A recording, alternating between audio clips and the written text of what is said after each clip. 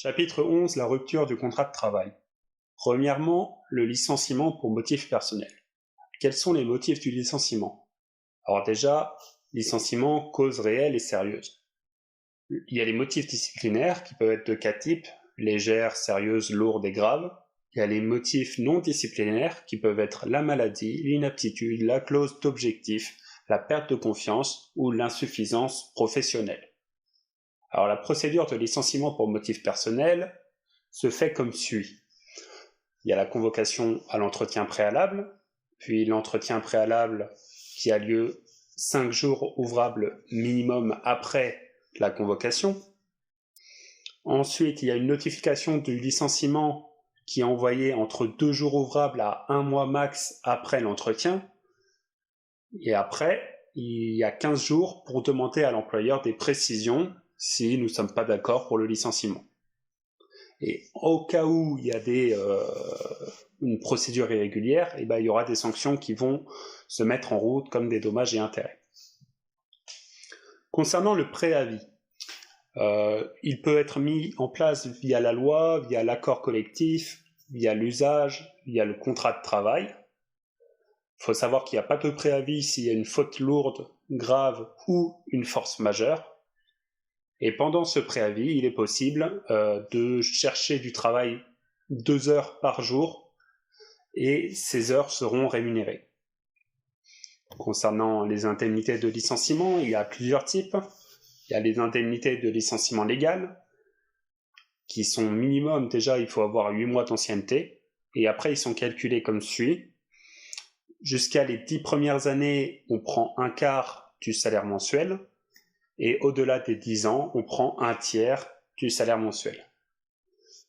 Ou sinon, si on ne prend pas ces indemnités de licenciement légal, il y a les indemnités de licenciement conventionnel, qui sont pris en compte uniquement s'ils sont plus bénéfiques pour le salarié.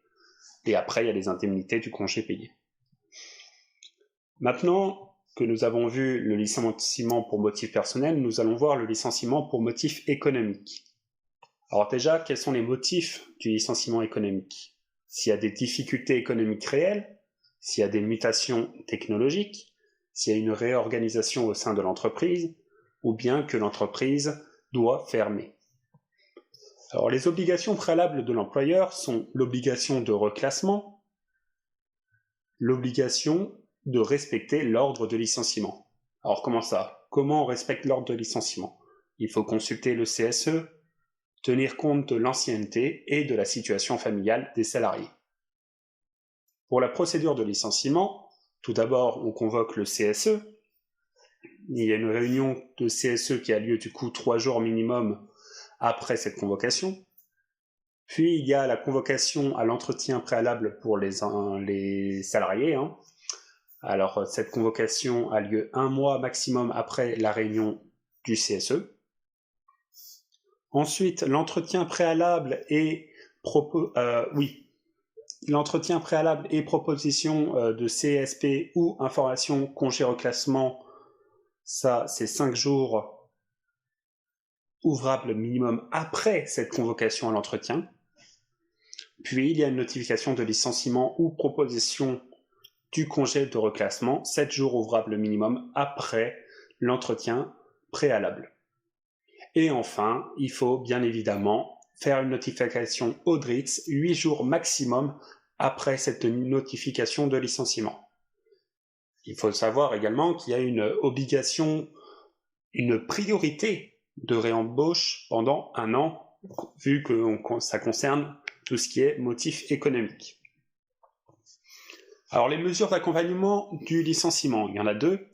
Il y a le contrat de sécurisation professionnelle, CSP, ça a lieu dans les entreprises de moins de 1000 salariés ou lorsqu'il y a un redressement ou liquidation judiciaire. Cette CSP a une durée de 12 mois. Il y a une indemnité de licenciement, mais attention, il n'y a pas de préavis. Et il y a le versement de ASP durant cette période. Et si après cette CSP, cette durée de CSP, tout simplement la personne est toujours en recherche d'emploi, il aura le droit à l'ARE. Concernant maintenant le congé de reclassement, ça concerne les entreprises d'au moins 1000 salariés ou celles qui ont une procédure collective. Alors la durée, elle varie, elle est de 4 à 12 mois. Et niveau rémunération, c'est une rémunération habituelle, sauf après la durée du préavis de base. Et du coup, cette rémunération sera de 65% de la rémunération normale. Concernant la démission, alors il y a plusieurs déjà conditions. Il faut que la volonté soit sérieuse, claire et non équivoque. Et surtout, cette démission ne se présume pas. Il faut que le salarié le dise clairement. Alors quels sont les effets de la démission ? Alors le salarié doit un préavis à l'employeur, en sachant que l'employeur peut lui dire il n'y a pas besoin de préavis s'il le souhaite. Il n'a pas le droit aux allocations chômage quand on fait une démission.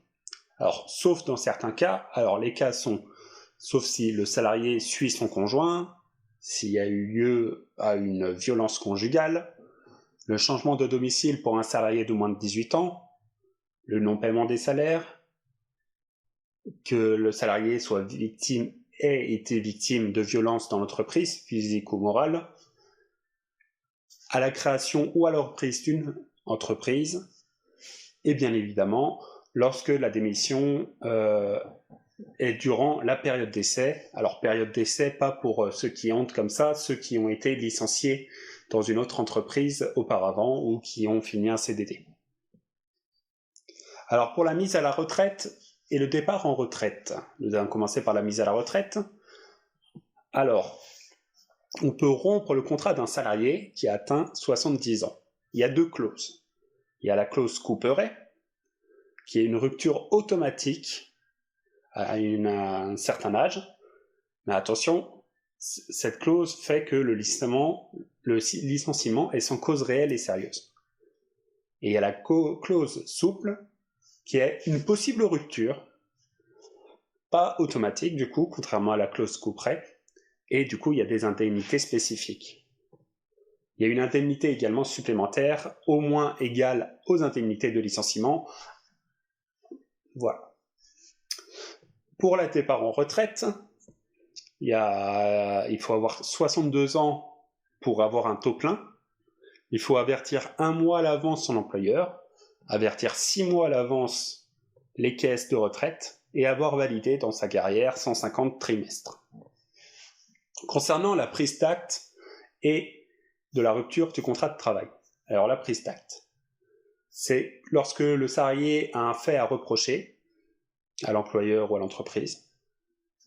Alors c'est pas possible de le faire après un licenciement. Quand la prise d'acte est faite, il y a la cessation immédiate du contrat de travail. Il n'y a pas de formalisme. C'est directement porté devant le bureau des jugements des prud'hommes, qui eux vont statuer dans un délai de 1 mois. Et du coup, le juge aura deux possibilités, soit mettre en place un effet d'une démission ou l'effet d'un licenciement sans cause réelle et sérieuse. Où là, c'est les indemnités qui vont jouer.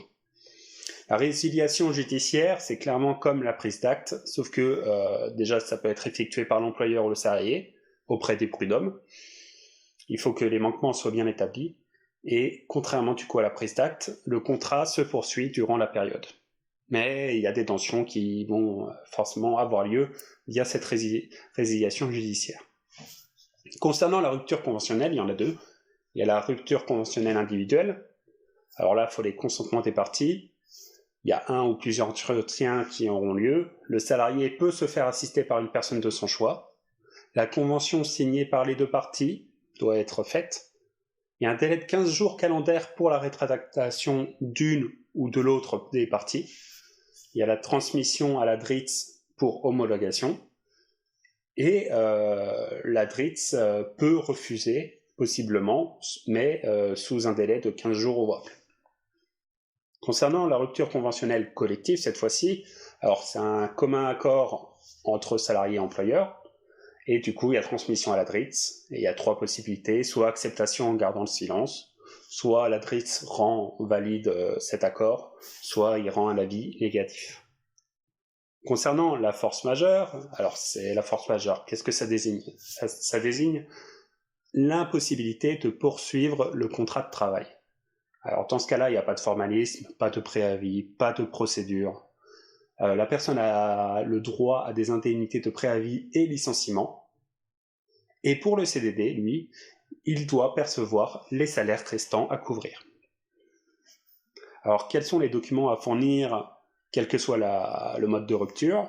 Les documents, c'est le certificat de travail, le solde de tout compte qui peut être contesté sous les 6 mois. Attention, il ne faut pas le signer, ou il faut bien préciser que si on le signe, on a le droit de le contester plus tard.